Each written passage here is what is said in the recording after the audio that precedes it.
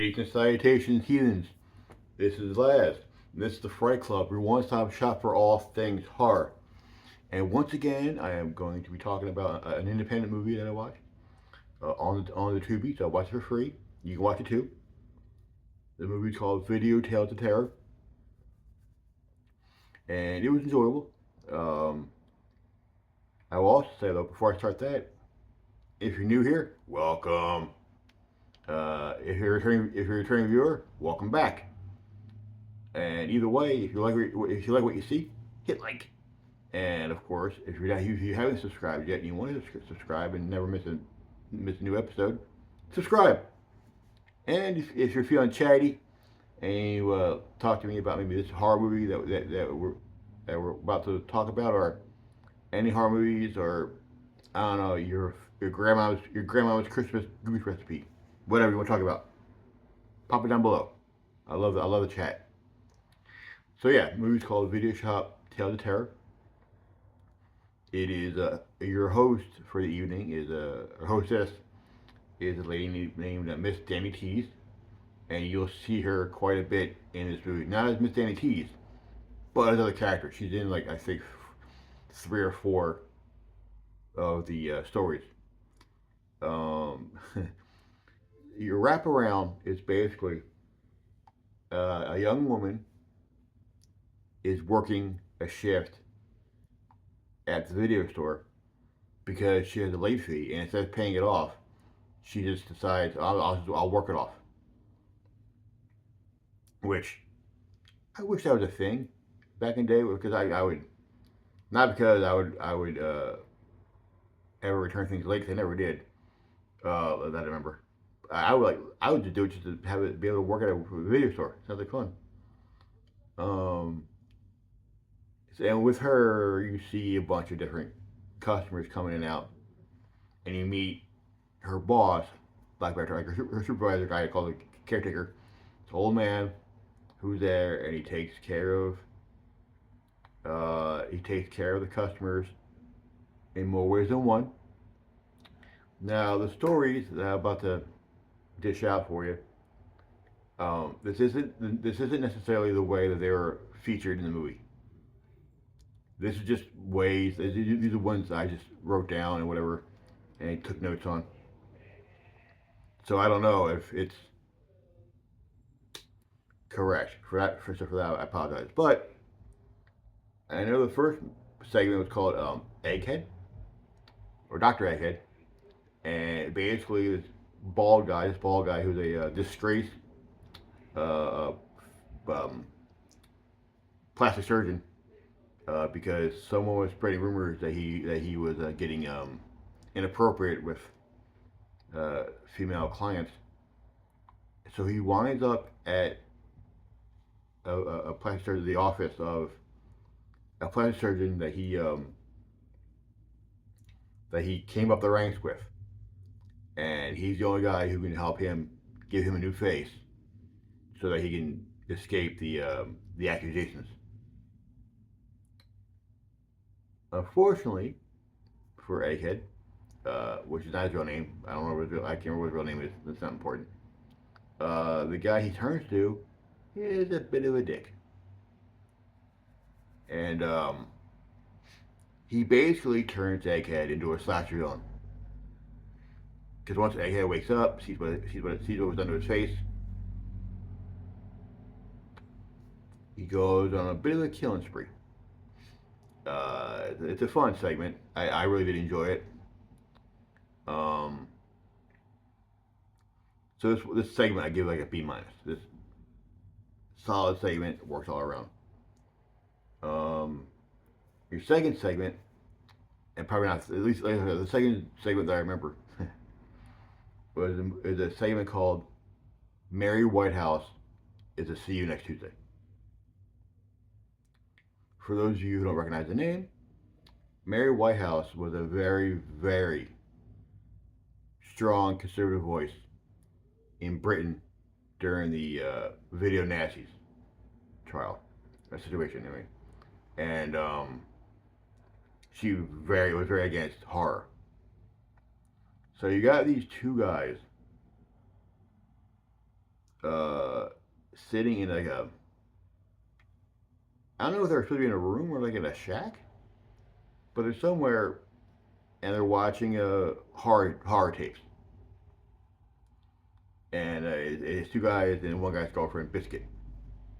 Uh, so girlfriend, and they decided to pop in Evil Dead, and what they pop in is an Evil Dead. It was like a sort of like an independent movie, whatever, and it's just going through the motions.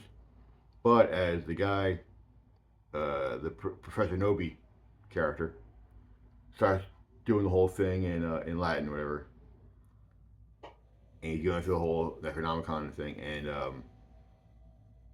the two guys, he's like, I will bring back, and they both yell, Mary Whitehouse. And as they yell that, Biscuit becomes a Deadite. But she's a Deadite possessed by the spirit of Mary Whitehouse. And wackiness ensues. This is basically a love letter to Evil Dead 1 and 2. And it's really funny. It's really well done. They get some good bits in, like at least from the Evil Dead movies. It's done well. I really do. I enjoyed the hell. This is my favorite bit in the movie. I thought this was really funny and really well done. So I give this movie, I give this segment, this story, an A. A. Tremendous. Absolutely tremendous. The ending is also pretty funny. So yeah, I enjoyed the hell out of this. If you watch the movie just for this segment, go for it. It's amazing. And now, the next segment, okay, is called These Burnt Children. And basically, it almost plays like the Capulet and Montague family drama in Romeo and Juliet. I say that because you have a director who's writing these scripts, whatever, and he's all excited, and he has his muse, played by Danny Teese, and then he gives his stuff to the sleazebag producer. Of course, the muse leaves him, makes him homeless because she winds up. I remember, I think they were married, so she winds up during the divorce, getting the house and everything. So she leaves him homeless, and she winds up with scumbag producer.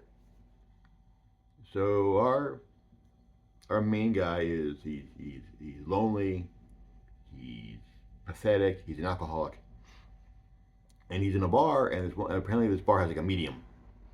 So his friend goes, go check it out. So he goes in. The lady gives him his, say that stuff. But while doing this, he winds up hearing voices, and they're spirits, and they're the spirits of his dead children, which is all the scripts of movies that he never made, that he talks about, that he dreamt of, but he never made. And they're telling him he needs revenge. And so director man decides to kidnap his muse and the producer and have fun and get his revenge. This segment was pretty good. Wasn't great. I guess that was one of the things that I'm like, wow, this is awesome. But I enjoyed it. So this one gets a B minus for me. It was a fun. It was a fun. It was a fun ride. I apologize for it. I keep looking down here. This is where my notes are on my other phone. So, because this is about where I start to get fuzzy. Because the next one is called Vergessen, I think. I think they pronounce it anyway, and I think it's a German word for um, disappear. Anyway, and I couldn't follow this one really. It's not because it was hard to follow. I was kind of bored. Um, so you got three hot ladies, one of which is played by Danny Teese, and they're in a brothel, and they're in a brothel, and they're forced to have happy time with angry Germans. So they can't use the word on YouTube. Um, and eventually, the three ladies figure out a way to escape, or not to escape, at least make things more difficult for the angry Germans. And the ending, I'm not going to tell you because I can't remember. But it's one of those things where the movie was going, like the story was going, but it didn't really go anywhere. I was just kind of like, okay. Um, this one gets a C minus for me because it was well made. It was well made. It was well acted. Whatever. I just didn't care. It happens. Um, okay. Okay. The next one was one I still can't. I don't know what the hell it was about. It was called The Red Lit Moon. A drug addict private detective uh, is walking around the city looking for the identity of this woman who was there when his best friend was killed.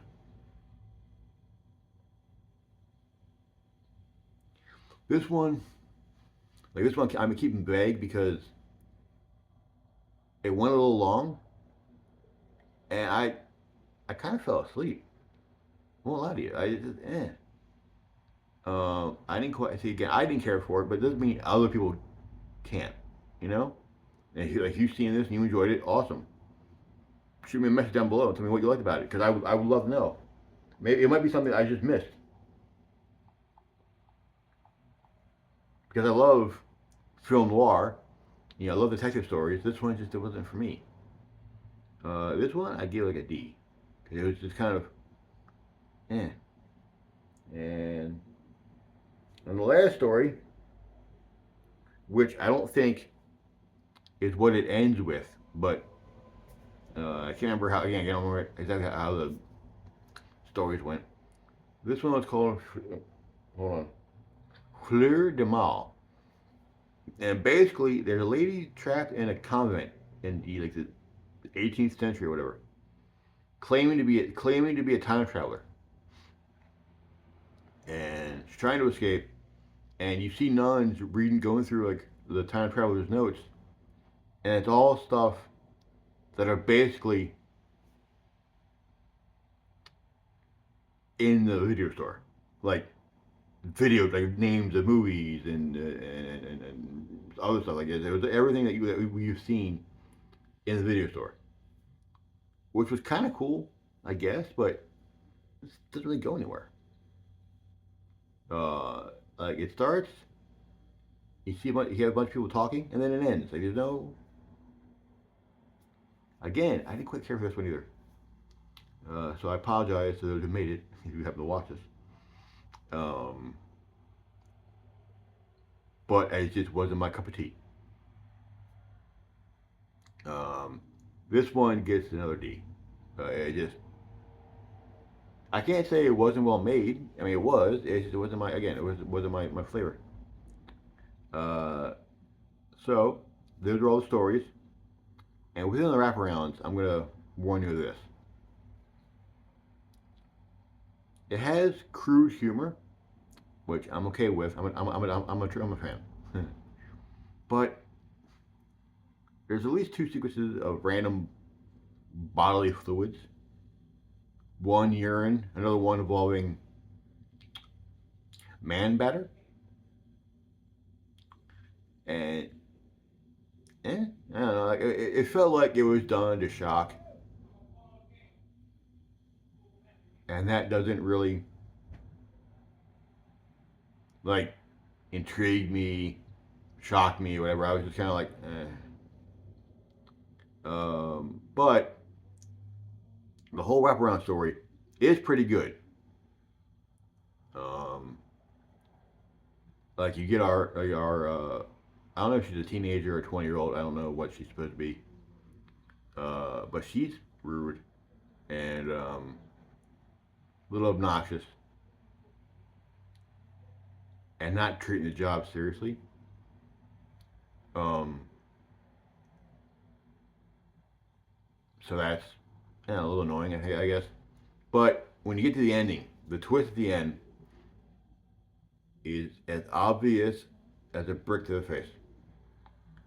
But it's still enjoyable. All in all, when it comes to this movie, I give this movie as a whole, I give this movie a B minus. Uh, yeah, I know I kind of, it said like a few of these were kind of bad, but all in all, truth be told, the movie as a whole wasn't boring except for a couple segments, but I enjoyed it. So again, B minus. And this one went a little long. So until next time, kids, I'll see you next week. And until then, catch you on the Fright Zone.